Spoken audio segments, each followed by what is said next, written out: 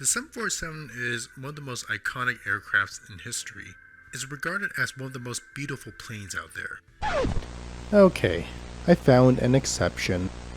Say hello to the 747 external pod concept.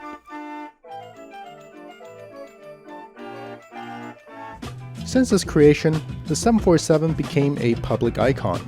It was the largest airliner at the time, able to carry 400 passengers over 5,000 miles, with a takeoff weight of over 700,000 pounds, almost twice the weight of its closest competitor. Even when compared with the largest military plane at the time, the 747 came in only 34,000 pounds shy. No wonder the US military was so interested in coming up with crazy concepts for the plane, from a cruise missile carrier to a flying aircraft carrier. But unlike the others, which were already famous enough to end up on YouTube, the external pod concept was not. So why exactly did the US envision such a monstrosity?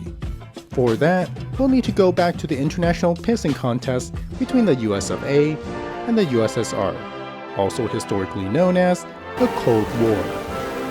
The name of the game is that each side will perpetually try to one-up one another without actually starting a war. So instead, they just ended up spending billions of dollars developing fun new toys, including of course, new airplanes. In the 1970s, the US government was having trouble with their newly delivered Lockheed C-5A military cargo jets. Their wings were cracking from design flaws, forcing them to fly with only an embarrassing 80% of their maximum takeoff weight. Now, that may not sound like a lot, but first, you try carrying the difference of tens of thousands of pounds of cargo across the Atlantic, and second, the weight restrictions meant that a commercial 747 can now carry more in comparison. And on top of that, more of them were already flying than the entire C-5 fleet, not only demonstrating the 747's reliability, but also their practicality for mass manufacturing. Basically, the government spent billions of dollars on a custom-made cargo jet designed to fly some of the most highly trained troops and classified military hardware from continent to continent, only to be outperformed by a plane flown by United. So they began looking into the 747, but quickly noticed that there was at least one spec the plane could not meet: cargo volume. They're unable to meet the C-5's ability to carry giant stuff, not without extensive modifications to critical parts including floor beams, wing roots, the LOUK, and a whole lot more. Of course, one way was to simply carry all the bulky cargo outside of the fuselage. But that's just ludicrous from the start, and no one would be dense enough to think that's a good idea. So the government went ahead, opening up contracts for design studies, and naturally they were given to the Vought Corporation, a company that had no problems designing things that are, aesthetically challenged? Anyways, let's see what they came up with. Okay, so what's up with this thing? Well, the concept was built around the idea of carrying a single mobile bridge launcher, the M60AVLB, or a space laboratory module, the ESA Space Lab. In order for that to work, the engineers designed a giant unpressurized pod that can be readily attached to the underside of 747s, which would be absolutely critical for its role in emergency military deployments. Coming in at about 180 feet long, 30 feet wide, and 20 feet deep, it runs the length of almost the entire plane, and it would include two giant clamshell doors and a ramp to allow cargo to be loaded and unloaded from the rear, similar to the ones found on the C-141. It would even come with its own set of retractable landing gears, 5 in total, each with 4 wheels. The original ones from the plane will either need to be retracted or, as recommended, removed entirely before the pod is installed. And although the whole thing would weigh the plane down about 45,000 pounds, that wasn't much of a concern since the 747 can still carry over 400,000 pounds of fuel and cargo, enough to do what it needs to do, meaning that the crazy design was still in the green. So, it sounds like the idea is pretty legit then. Time to take it to the next level, right? Well, not quite, because we haven't gone over some drawbacks. Not only would the pod increase drag, it also makes the plane less stable, especially at lower airspeeds. So the designers proposed to add additional tail fins, which look unusually like the same ones for the space shuttle carrier. Of course they were. It was even stated in their wind tunnel report.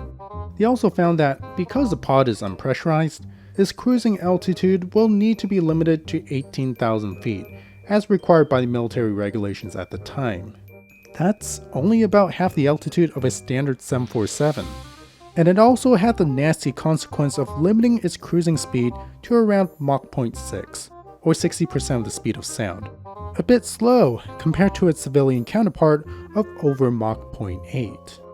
However, it can still fly a range of about 4,500 miles, far enough to carry heavy cargo all the way across the Atlantic. And if the plane were to carry cargo that does not need pressurization, it will be able to cruise at 30,000 feet at Mach 0.8, just like a store-brand airliner. Through the efforts of the design study, at least 4 reports were published, documenting every little detail about the design that I will never get into because statistics from my previous videos suggest that I've already exceeded everybody's attention span. Anyways, the engineers have shown that the idea was at least possible. So with the reports done and stamped, they were swiftly moved to the next phase of the project, gathering dust in a NASA archive. What exactly happened after is unknown, since the paper trail runs out after the 4 reports. But instead of leaving the video on a pointless cliffhanger, we can depart from facts by entering the realm of speculation. Speculation, by the way, means making an educated guess, so if you're here for facts only and have no sense of fun, you can stop here. I'm guessing this is one of the more likely reasons, since some of the problems were even stated in the reports themselves. First, they haven't quite figured out how to secure the pod to the plane. A few attachment points were chosen as possibilities, but it's not going to be enough to prevent the pod from flailing around like a wacky inflatable tube-man in GTA Chaos. Second, the proposed tail fins don't completely eliminate the stability issues, hinting at the possibilities that either they'll need to accept a 747 that is harder to fly than their original counterpart, or spend more time designing better solutions. And third, the report makes no mention about other aircraft systems that will be needed before the concept would actually work. Combine them with the first and second issues, and they may have figured out that the concept will be too complex, too expensive, and too impractical as an emergency attachment accessory. With all the issues around the C-5, some people wondered at the time whether their days were already numbered.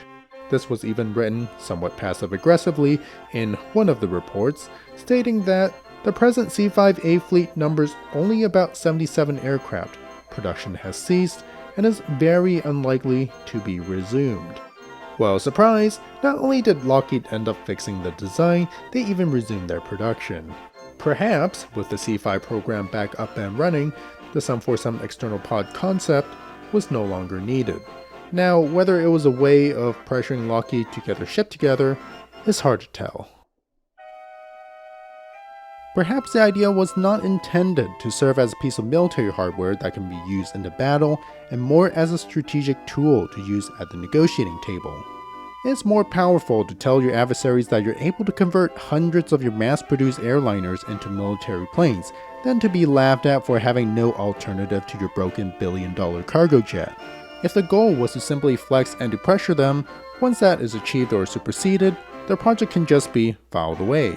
To whom that project was directed towards was no secret, as the reports themselves stated that the main goal was to transport military cargo from America's east coast to Europe, once again in case of emergencies. Gee, I wonder why. In any case, there could be a few or many reasons why the concept was dropped. It's hard to be certain whether some, all, or none of the reasons I listed were even responsible. They're all just speculations after all, so please don't quote me on any of this. But there is one thing certain. The military emergency that the concept was designed for never happened. By the 1980s, relations between the US and Soviets began to change, and in the 90s, the Soviet Union collapsed altogether. And just like that, the external pod concept, the one that would create possibly the ugliest 747 in history, was forgotten.